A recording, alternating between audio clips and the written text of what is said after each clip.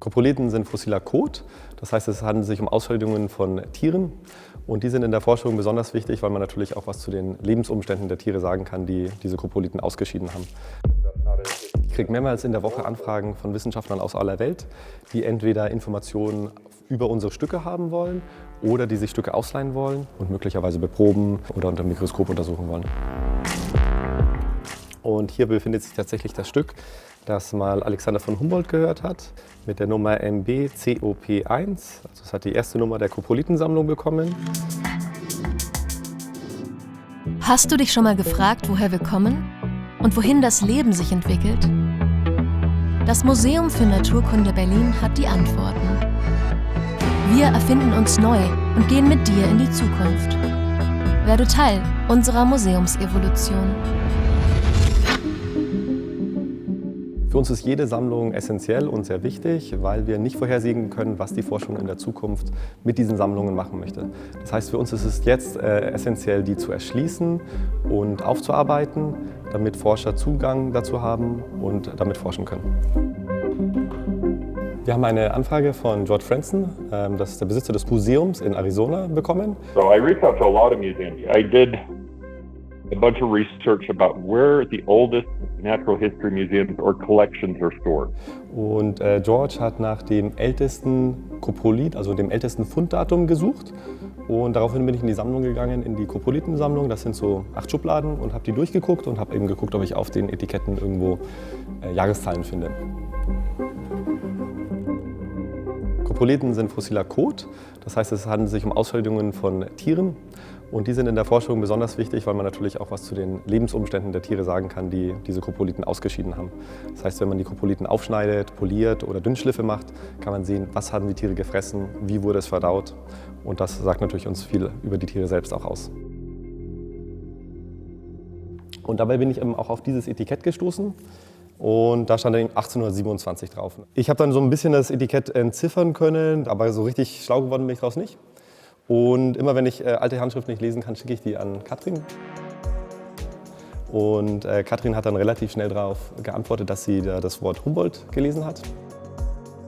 Also hier steht Kreidekoprolith, Ludoidocorpus aus England, Geschenk des Herrn von Humboldt und die 1827, wann das gesammelt wurde. Ich beschäftige mich schon seit 7 Jahren mit alten Handschriften. Ich arbeite in der Transkriptionswerkstatt hier im Museum für das Archiv. Also ich finde das Besondere daran, dass es Herr Humboldt in der Hand gehabt hat oder dass es ein Geschenk von Herrn Humboldt an uns wahrscheinlich war.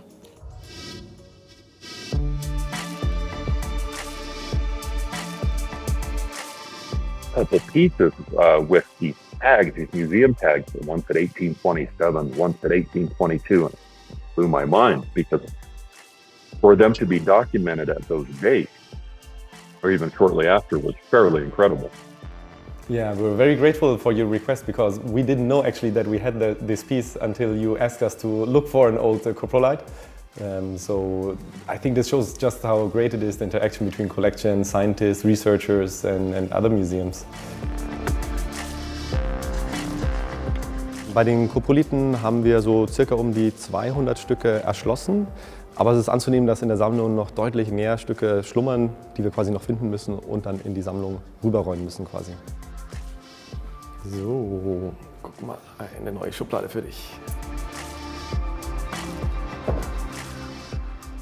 Diesen Koprolithen haben wir in der Ichthyosaurier-Schublade gefunden und den wollen wir jetzt in die Koprolithensammlung überführen. Das heißt, er bekommt jetzt eine Inventarnummer für die Koprolithen, die kleben wir auf und dann kommt er in die Schublade zu der anderen Sammlung.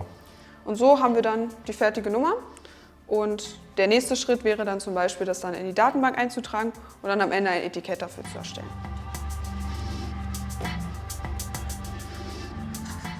Inventarnummer, Fundort, was ist es für ein Fossil, wer hat es gefunden, wie viele Stücke sind es, wird in unsere Datenbank Specify eingegeben, die dann später mit der Webseite verknüpft wird, sodass auch Forscher von aller Welt direkt darauf zugreifen können. Ohne die Erschließung und die Digitalisierung des Zukunftsplans haben wir nur eine grobe Ahnung von unseren Stücken. Und hier gehen wir jetzt ja wirklich in die Tiefe. Wenn Anfragen kommen, dann ist erstmal meine erste Idee, ich gehe in die Sammlung und gucke mir die Schubladen an. Wenn wir aber jetzt alles digitalisiert und erschlossen haben, dann muss ich das nicht mehr machen, sondern die Leute können dann direkt auf unserer Webseite auf die Sammlungsdatenbank zugreifen und sich selber die Informationen rausgucken und dann schon mit sehr konkreten Fragen an mich herantreten, zum Beispiel wenn sie Fotos haben wollen, und ich muss nicht mehr quasi auf Detektivsuche in der Sammlung gehen.